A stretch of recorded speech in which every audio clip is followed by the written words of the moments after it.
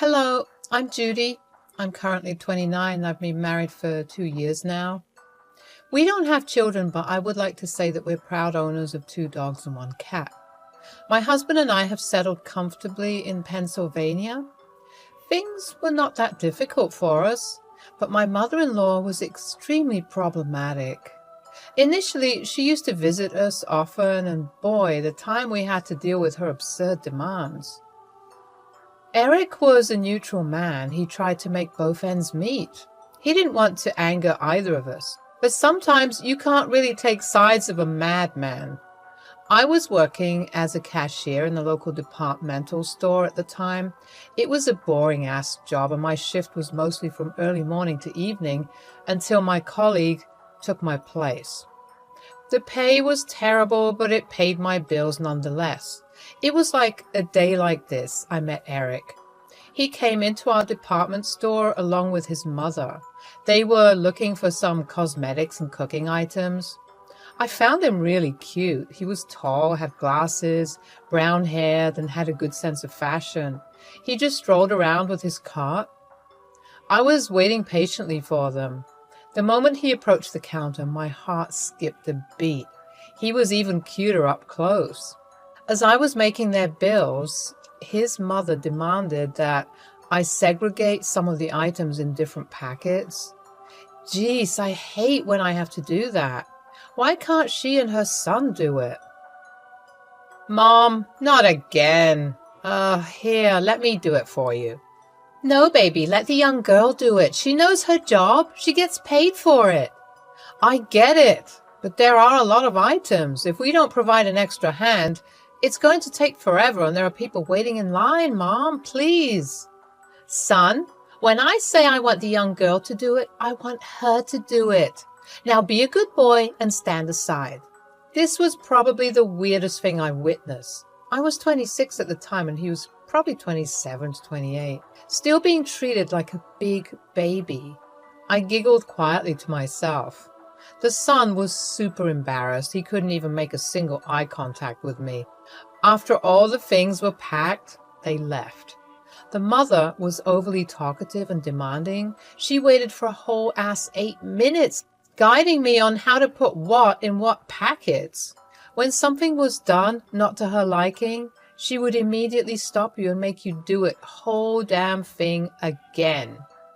I feel bad for the girl who would marry the guy.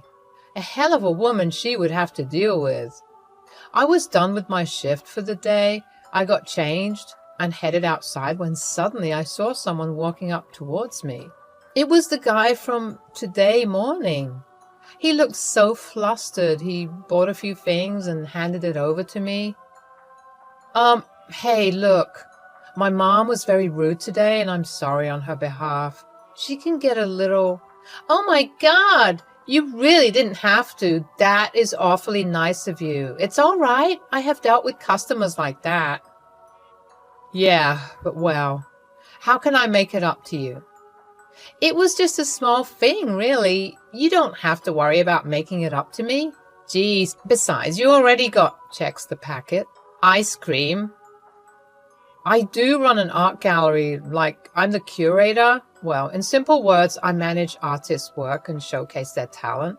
People come to watch and critique and all other boring stuff. But it can get a little less boring if you can come to my place for a little cup of coffee. What do you say?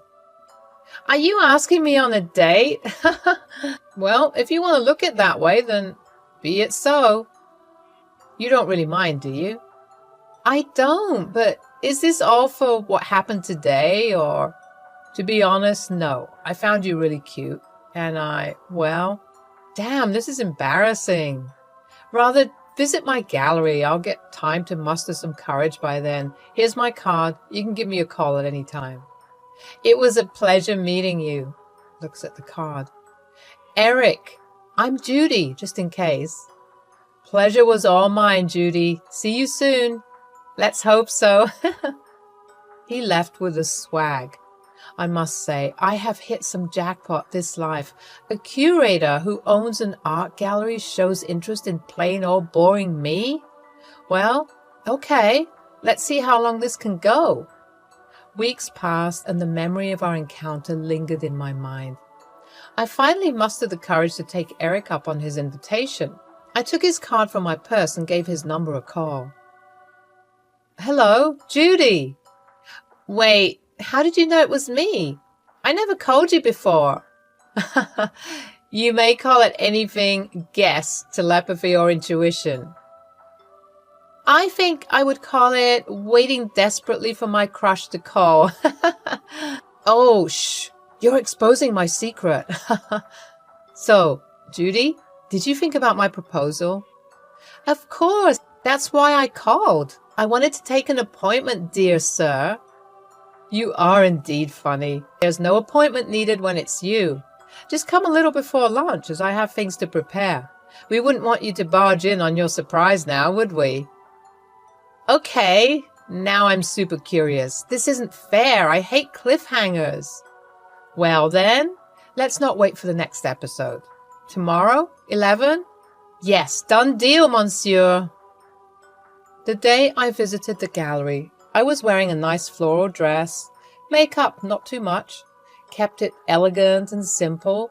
The moment I reached the alley, a rush of excitement and nervousness washed over me. I had always appreciated art, but had never delved deep into its rich tapestry. As I walked through the gallery's doors, I was greeted by Eric, who handsomely grinned. He took me on a personalized tour, sharing stories about the various artists and their work. The passion and knowledge he exuded were contagious, and I found myself captivated by his every word. We spent hours strolling through the gallery, lost in the beauty that surrounded us. Eric's eyes sparkled with joy as he described the emotions and stories behind each piece. It was as if the art came alive under his guidance, whispering secrets and inviting us to dive deeper into their mysteries. "So, doesn't it get difficult, the competition, I mean? While my gallery is smaller and more compact than the famous ones, I introduce underrated artists. Many rich clients wanted to buy from this place. I may not have reached fame, but it's not fame that I seek. I seek the joy of exploring new concepts and meanings. It's just me." "You are different, Eric. It's nice to see someone not running after recognition all the time." "Oh dear. It is 30 minutes past 1. You must be hungry. Shall we eat?" His dining room was something straight out of a Victorian novel. It was so pretty and well decorated. I was baffled by the aesthetic sense of this man. I was now low-key getting really insecure. I felt like Eric was too good for me.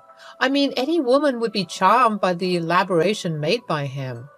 The table looked like royalty. Geez, do I even deserve this? Of course I don't. But Eric never made me feel small. He was warm and welcoming, even offered to serve me. "You did all this for us?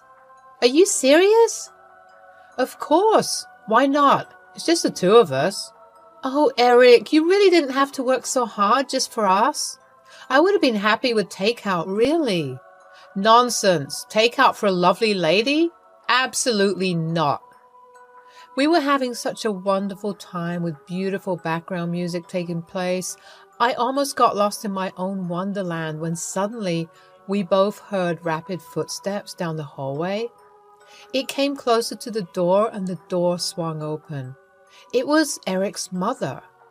The woman made a dashing entrance, which reminded me of those soap opera actresses. I tried my best to contain my laughter. "Oh, here you are.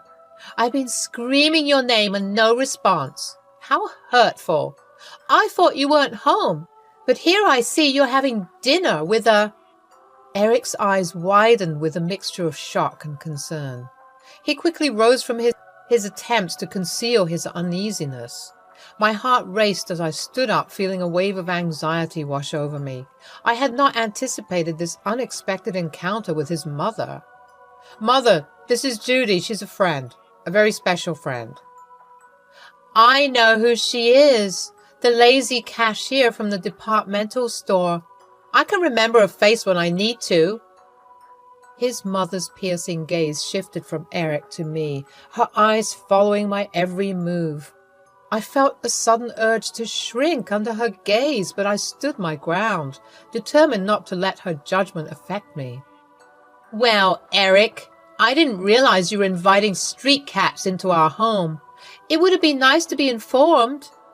Mom, please don't talk like that. I was about to. I wasn't aware that you were coming today. Well, I was here to deliver my home-cooked pie, but you have a whole food galore going on yourself. I'll just keep it on the table. Whether you eat it or throw it, it's up to you. Oh, Mother. Mrs. Anderson, how about you join